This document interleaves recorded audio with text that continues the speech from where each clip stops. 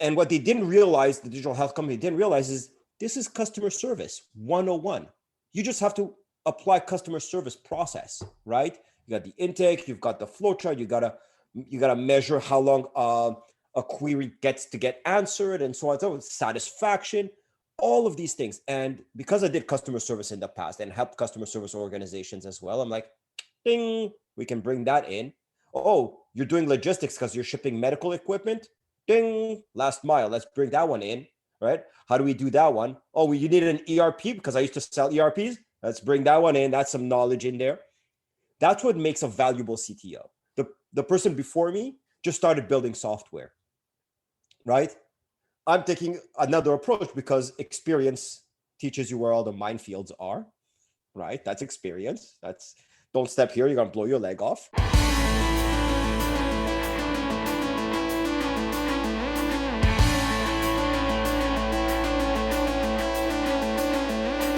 What story are you telling? Whether you're intentional about it or not, you have an audience and they think in story. The Doug Thompson podcast features diverse storytellers sharing their practical tips for telling the story they need others to envision and trust in order to take a new action. Here's your host, Doug Thompson.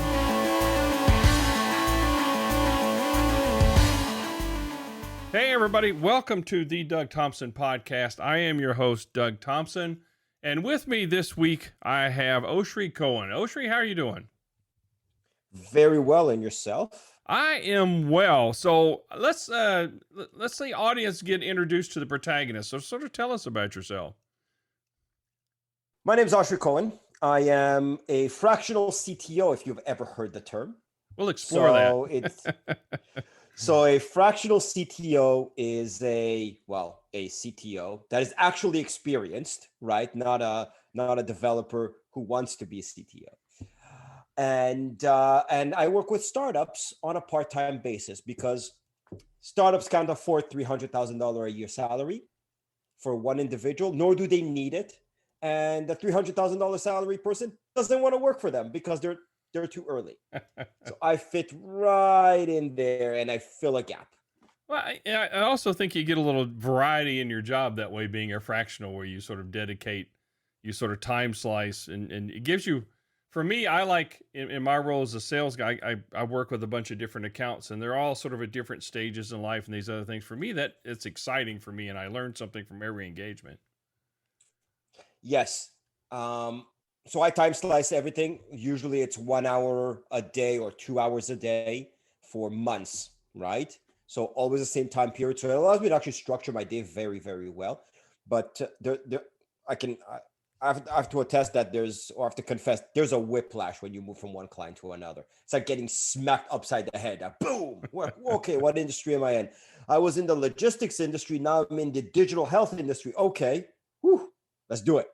Yeah, you're a little bit like a ghostwriter. I had a ghostwriter on a couple episodes ago, and he's talking about how he's working on multiple projects, but you have to sort of take this break in between a little bit to sort of, again, reframe yourself as you're going on to get back in that frame of mind. Yeah, that's a nice walk. So right now in Montreal, it's nice. It's warm. In the winter, it's hell because, I got to stay indoors.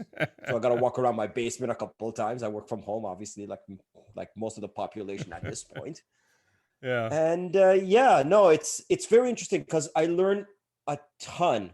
So I'm learning about the shipping industry, right? Logistics and last mile, because I'm helping one company innovate in that area, right? And I have to understand their business because that's what a CTO does. I have to understand their business and I have to apply technically, right? And guide their team and so on and so forth. I'm also doing digital health, right? Helping people across the United States get better healthcare at home instead of having to go all the way to a doctor or a hospital, right? There's a whole slew of challenges when it comes to that. Not even talking about HIPAA and the rest of the legislative issues and regulations, right? And if I may say, the United States is absolutely amazing in health tech innovation. Wow, that's good to hear. Sometimes you're sitting in the doctor's office, What's going on here? Why we still got this stethoscope thing? Don't we have that little Star Trek thingy that we can sort of wave over and tell us what's wrong? It's unbelievable the kind of products that came out and the kind of innovation that was kickstarted by COVID, right? It's just it's amazing. Just That's amazing. that's good. So in the you may I because I cover healthcare, I cover teaching hospitals, I cover education, I cover state and local government. Again, all different animals, all with sort of different pressures. Um, but to me, do you find it that you can sort of not cross pollinate? Hey, we're doing this in healthcare, and we haven't thought about it in logistics, but there's an application there. Oh my gosh, you have no idea. Yes. Yes, absolutely. Because every business boils down to its raw essence, right? So in healthcare, in this particular one with this client, we're going to have this intake space where, or not in like central call center, right? To get advice and so on and so on before you get dispatched for a healthcare provider. But that doesn't really exist in health. You don't have that like a call 1-800 number. So we have SMS, chat, live chat, email, video, all of the mediums, right? Short of smoke signals at this point. And what they didn't realize, the digital health company didn't realize, is this is customer service 101. You just have to apply customer service process, right? You got the intake, you've got the flow chart, you gotta measure how long a query gets to get answered, and so on. So satisfaction, all of these things. And because I did customer service in the past and helped customer service organizations as well, I'm like, ding, we can bring that in. Oh, you're doing logistics because you're shipping medical equipment. Ding, last mile. Let's bring that one in, right? How do we do that one? Oh, you need an ERP because I used to sell ERPs. Let's bring that one in. That's some knowledge in there. That's what makes a valuable CTO. The person before me just started building software, right? I'm taking another approach because experience teaches you where all the minefields are, right? That's experience. Don't step here, you're gonna blow your leg off. And so I bring that to my clients, right? This is the true form of the CTO. The person who understands business, technology, operations, customer service, product, brings it all together with technology. Do you find that because in the CTOs that I've dealt with in a lot of my organizations, they don't necessarily come from a development background. They'll come more from a business type focus. So you seem to come at it from an unusual path. Can we sort of walk us up to how you sort of got to this level? And again, taking sort of the different road to get here. Yeah. So I was always an entrepreneur at heart, right? So I'm the guy who doesn't have high school. I'm self-taught entirely, right? I did university in my late 20s because at night. So I took a completely different path. I started coding at 13. This was back in like what, 1995? Like, the world was in black and white. Yeah. It was in standard definition back then. You saw like lines everywhere. Yeah. The world was like that, right? There was no video chat for anything. So I was always very, very entrepreneurial, and I started working around 18 commercially. And then 3 years later, I thought I was a smart ass. And so I launched my first business with zero experience and like, the immigrant story with like $3 in my pocket, literally with $3 in my pocket. I'm like, I'm going to start a business. Yeah, let's do it. And I ran that one fantastic for like, 5 years. And then 2008, smacked me around and give me some reality check. You should have more money in the bank account. That was the reality check to weather the storm. Yeah, you have to have that sort of reserve. You got to have the reserve, right? And so afterwards, I started working for different companies. I wasn't happy. It was soul sucking, right? And I rose up the ranks, architect, principal, manager, director, VP, CTO, and back and forth and so on. Titles in startups and small organizations basically mean zero. That's what they mean. There's nothing. It doesn't mean anything. Well, they don't right? pay you anything, so they have to give you something, Oh, right? you'd be surprised how much they pay now. Oh boy, hey, totally different. Most startups pay you more than a corporate job. I'll tell you that much. Yeah, that's like, a big guaranteed. change. Used to, it was the stock option thing that got everybody to go in. Your salary was sort of fair, but it was always that payoff at the end when you went public and did something else. That was sort of the big payoff. That was before money was cheap. Yeah. And can just go and yell out your window AI and someone hit you with 100K. You have no idea where it came from. So bam, 100K, right? As if that's going to do anything, but still. So, the jobs were soul sucking, but I developed this mentorship practice that I was doing for free for other developers and other startups. And I'm like, I like helping. I found that was really, really fascinating. And I thought that my experience, my technical experience, my personality actually helped them succeed, which was fantastic. I had a startup before, right? I had a consulting firm and a startup. And so I can apply all of these things. And it's only after COVID that I realized, you know what? There's a gap in the market. There's a gap in the market because now it's cool to work remotely. Before COVID, wasn't really cool to work remotely, right? I needed to be in front of my clients. Now I have a client in France, in England, in Croatia, Florida, New York, Philadelphia, and Montreal, naturally, right? I have clients all over the world, right? And I manage teams in India, and it used to be teams in Ukraine, of course, right? So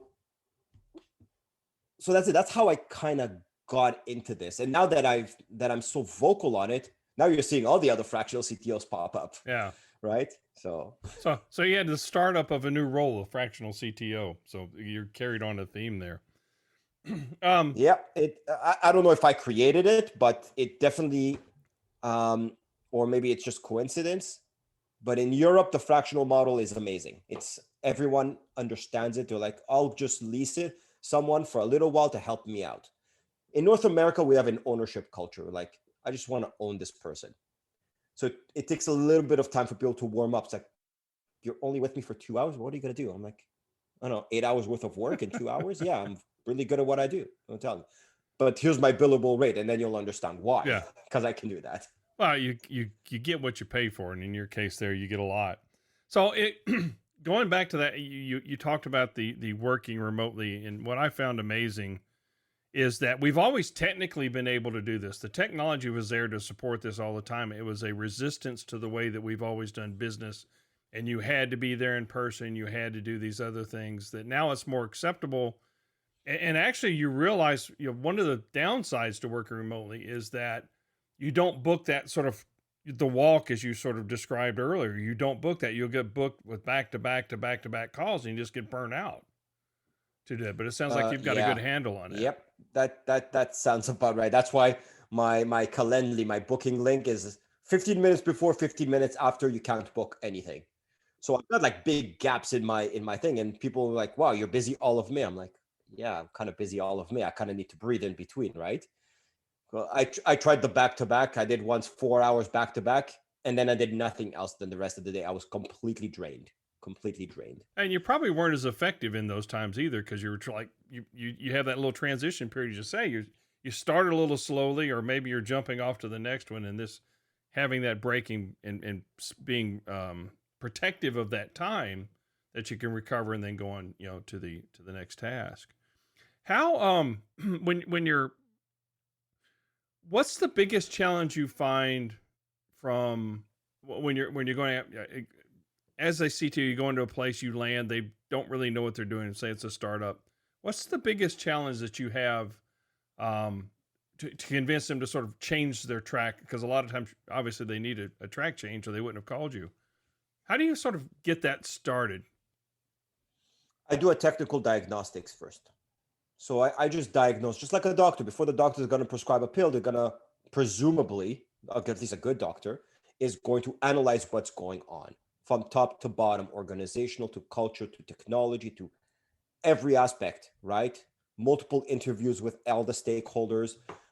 Take a look at how they work, how they dispatch, all of this stuff. It's pretty intense. And then I show them where they are and where they should be and how we're going to get them there. Now, a lot of my clients actually have a CTO already, right? It's like, hey, I'm bringing a fractional CTO, but you have a CTO. It's the co-founder typically, right? And what I do with them is I kind of make them the hero. That's what I do. So I get much easier buy-in and much easier adoption of what I'm saying, because you're going to do the work. I'm not going to do the work. I'm going to tell you what needs to get done, and we're going to figure out together how to get it done. But you're going to do all the work, not me. So it's very, very interesting that way. Yeah. So it sounds like you're more of, in the actions that you take, you're more of a mentor and a coach. Again, making somebody else the hero. That's a great storyteller, work, because you have to you did a couple of things there. So you do the analysis of situational. Here's where you are, right, and that's pretty cut and dried. That's pretty black and white. And then based off your knowledge, you say, okay, this is where you should be, right there. This is where you need to be. This is where you've told me you want to go, and this is how we're going to get there. And you paint that, you tell that story, right? So and it sounds like you're going to get, sort of walk me through that process of how you're framing the story. Again, you're making somebody the hero. I get that part, but overall, when you're doing the broader organization, how are you sort of creating that story? Well, every startup has its challenges. So from the get-go, every startup has its challenges. And when people, how can I say, when they're faced with their problems, people can become insular, can become defensive and whatnot. And what I tell them is, there is no perfectly run startup. The perfectly run startups are not in business anymore because they're focused on perfect operations instead of growth. So you're supposed to have these problems, and you're supposed to hire people like me to solve them, to help you solve them and guide you through them, right? That's how I frame the story. It's typically almost always the same issue, right? So I like to tell my clients and prospects that I don't shut up on LinkedIn about it, and I say, startups need 3 different CTOs their first 3 years of business. First, they need a developer, the guy who can code. Guy, girl, well, let's use guy right, as a generic term, right? The human that can code, right? The second year, they need the manager. There's a small team. They need to know how to dispatch work and not become the center of the work, right? And then the third year, they need to become the leader. They have multiple teams with managers. Now they have to lead the rest of the organization as well, right? CTO and CEO are very, very important roles. And the COO, very, very important roles. They work together all the time, right? The chances are that it's the same individual is remote to none. That's the thing. And, if you've given 20 years to evolve into the role, you could probably do it. Most people have done it. That's how CTOs have come up. But if you're given 3 years to evolve into the role, that's a whiplash like you've never seen before. So yeah, so that's the challenge here. Yeah, I like the approach that you're taking, and sort of there's somebody that's in that role that needs to act to that, is like, it's a co-founder or somebody. So they're on the same page as the founder. Hey, we got passion for this idea. We think we can solve these things. Yet I don't necessarily have the skill set to, as you said, go to do that. You're right. You go through stages of this, and startup is a place that where the even mature businesses should keep repeating this process as they iterate and go on. If they don't, again, they're out of business as well. Those are longer cycles. Those are bigger ships. Those are other things that's going on. And it's smaller, and you don't necessarily have the political battles that you do at larger ones. Is that a fair statement? Sometimes it's weak. It's weakness. It's a human weakness, right? I have to cement my position and whatnot. Yeah, because you have ego, or you have no confidence in yourself. So you have to create this political situation out of nothing, right? You do have them in certain cases. Sometimes the CEO typically, or the founders, have this ingrained idea of how it is to run a business, right? And so, when I come in and I say, yeah, so Fridays from 12 to 5, they're not working on code, they're cleaning up the code. You're like, what do you mean? They're going to stop coding on on features? Yeah. I don't understand. No, that can't be done. But that's how you maintain clean code base, right? And that's how you maintain them, prevent them from burning out. So a lot of people don't understand it because they see movies, they read articles, they see toxic entrepreneurship on LinkedIn, which I talk about against. I talk against it quite a bit, actually, right? So yeah. The toxic leadership type thing, or the whole mindset of where you've got to work all the time, you got to do these other things. Humans just aren't cut out to do that. I mean, hell, even computers aren't cut out to do that. Sometimes you got to reboot it on occasion, right? To get going. And when I start having problems with any technology, the first thing, and of course I worked for Microsoft for 20 years, so rebooting solved everything. So it was, I'm a Microsoft. I used to be a Microsoft partner selling Dynamics CRM. So there you go. yeah. Right. So, but yeah, it's amazing that if you have no concept of how the sausage is made, the true artisan of that stuff, like you, that have got a passion for it, have worked out the kinks of the process and know that's a repeatable step that you can do. They have that. It's a concept they have a hard time understanding. So do you sort of relate? Okay, it's like Mr. CEO, you like golf or something on that one. You don't take the driver out the whole time. Do you use analogies or something like that? Sort of, if they don't get it, yeah.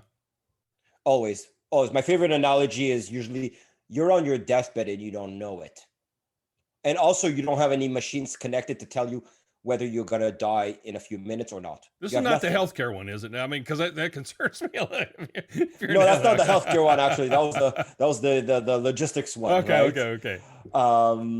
And that's the kind of analogies. Yes, I use analogies heavily because I shouldn't be talking in technical terms with non-technical people. Right. That's otherwise it goes right over their head. Not because they're stupid, but because it's just not the terms they're used to. Right? I can utter out a phrase full of acronyms and technical terms that I don't even understand, but because technology is filled with acronyms, right? And they're repurposed, and there's no rhyme or reason to it. So you're right, and it's the ability to. Go ahead. Yeah. So yes, so I use a lot of analogies. I'm actually writing a book. So I'm writing a book. It's called The Art of the Code, and it explains the entire software development process from A to Z, and the people and everything and the challenges completely in layman's terms, without using technical terms at all, right? So that people kind of understand that parallel. Because what I realized, and I'm sure you probably realized that in your adventures, right? What I realized is if you ask anyone, hey, how do you build a house? They have a basic idea. You dig, foundation, you get an engineer, walls, paint, all that stuff, right? How do you build software? Modern software development, the way we is like 6 years old. Yeah. It's nothing. We just figured it out and we're changing it again. We're like refiguring it out again because we're not happy. We're engineers, right? Well, yeah. But that's the main issue. That's people don't understand. They don't know. So you have to actually explain it to them. Yeah. I like that. I think that'll be a great book, and that should be reading for anybody that's non-technical that wants to understand what's going on behind the scenes. And I do that again in my roles, and my thing is I try to, even though the process, much like you talked about bringing logistics into healthcare and these other things, you had to change the words that you used to describe what you were doing to fit that industry. Because there's a few of us unicorns out there. I definitely would include you in that can make that translation in our head on the fly, and it just seems, duh, why can't you see this? Right? To me, and we have to sort of know that they can't and tell that story in a way that they will understand it, much like your book's talking about. Yep. That's what you have to do, right? It's all communicate. I wish they taught sales in schools, because that's what it is. It's a sales job. That's like 90% of what I do is a sale. I'm either selling you on yourself, which is coaching. I'm selling you on a process. I'm selling you on an idea. You know what? It's 100% sales, because I don't do any of the coding. I'm like, this is how we should do things. Okay. But now, if you tell someone, buy it, that's no, you have to kind of frame it into their problem space, right? And how it's going to solve it. So Dan Pink wrote a book, To Sell is Human, which I agree with you should be class material for everybody in high school, because as he states, 90% of the roles, even if they don't have sales, are sales. You're selling yourself, you're selling an idea, you're selling a concept. Even if it's not exchange for money for this, it's getting buy-in, getting these other things. And it is an incredible skill that they need to teach. I agree. Absolutely. And we had to sort of learn this on our own. I think I think both of us learned it the hard way by failure.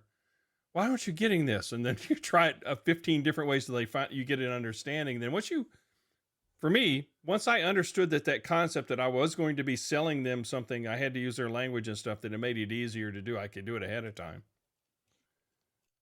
Yes, absolutely. It's I learned that when I was selling for my consulting business, right? I was 24 years old, right? Basically a baby for all intended purposes, right? That was like that was nice 2 decades ago. It's a nice number, 2 decades. Quarter century. I like that, quarter century. It's nice. Has a nice rhyme to it. Yeah, I was talking to a millennial. She described herself as a millennial the other day. She said her quarter life crisis. I said, I have Yeah. grandchildren almost a quarter life crisis. So that's that's a challenge. There you go, right? Yeah. So I learned how to communicate technical matters to business, and more importantly, communicate business matters to technical. That's an even harder one, because, and it doesn't happen as much anymore, because software development is no longer the math whiz. It used to be, like in the 80s, you had to be a scientist, you had to be this profile that understood math, physics, everything. And and because you understood all of these things, the chances are that you had also had the right proper social skills probably weren't there. But we understand the stereotype. But now software development has entered the general space. Anyone can be a developer if they've got it in them, right? If they're creative and can think this way, you can be a coder, right? Thankfully, now we're seeing more women in development, because I think they're fantastic. Yeah, we need that different perspective for that. That we definitely need that different perspective.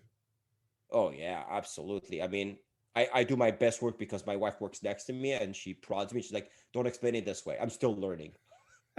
I've been married 40 years. You're going to continue to learn for a while. Just trust me on that. Yeah. Yep.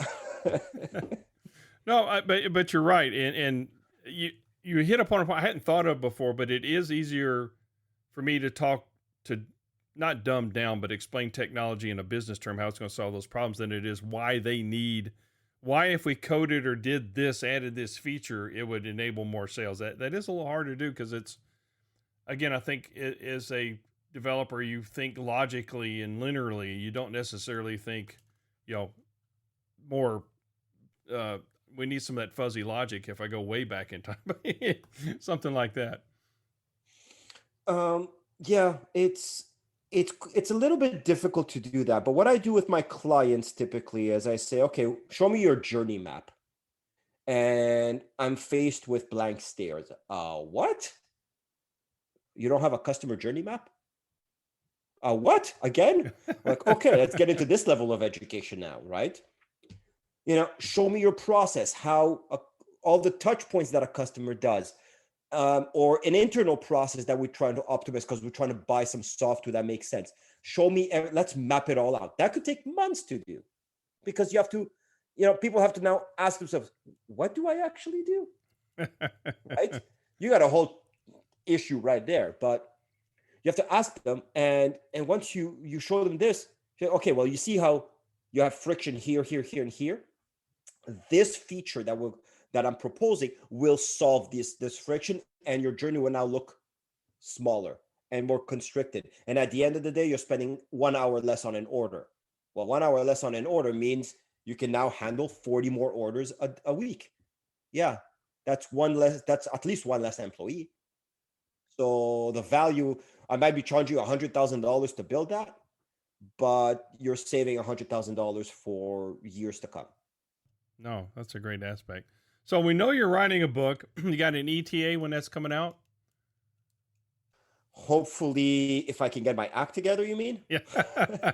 Best case scenario. How about best case scenario? Best case scenario, probably Q2 2023 at this point. Because I'm a perfectionist when it comes to that. Just software, I don't have to be a perfectionist. I write, we can update. A book, once it's out, it's out. Yeah, it's out. And I have a bit of this imposter syndrome. Yeah, like hitting me whenever I open my my editing tools and whatnot. And I ask myself, who the heck am I to say this? Yeah. That But is a I try. I got 60 pages written. I want to keep it at 100 pages. okay. That's So there's a cool. lot of deleting, a lot of removing things. So hopefully you don't suffer the same thing that I do, as I try to create and edit at the same time. So both my sides of the brains are arguing with each other.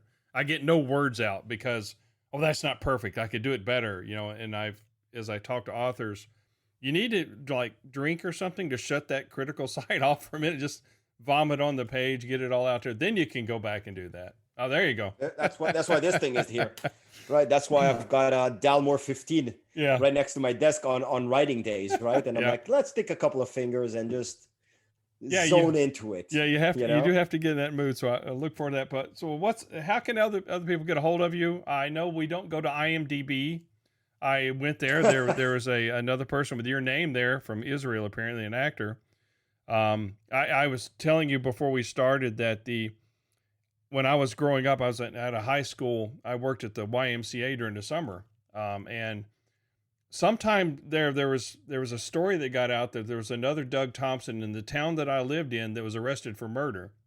So all my friends all summer were sort of looking at me side eye, keeping an eye on everything. I'd reinforce it every night. Don't make me mad. So at least, you don't have a murderer.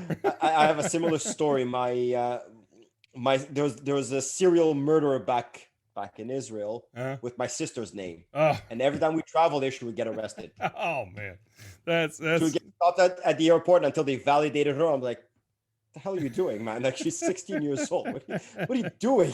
Yeah, it's not even your job. It is, man. That is okay. You do win. That is my story. So how do they get a hold of you? Otherwise, my website, OshriCohen.me, not .com. If you see a good-looking guy, you're on the wrong site. Oh, no, that's not fair. It's .me, not .com. On LinkedIn, I'm all over the place. So knock yourself out. Ask me questions. I get 10, 15 messages a day. People just asking for help, and I freely give help. And at some point, maybe some of them hire me. That's just my style, right? I don't do any real push marketing. And that's it. That's the way. That's how you get rid of a hold of me. Get rid of you. I heard the Freudian slip. Get rid of me. So Oops. I don't want to get rid of you, but we're trying to run up against the clock here. So Oshri, thanks for the time. Thanks for being a fractional podcast guest, I guess we could say as well. But good luck with the book. Let me know when that comes out, because I definitely want to read it. I'm always trying to bone up on how to tell better stories. All right. It will be my pleasure.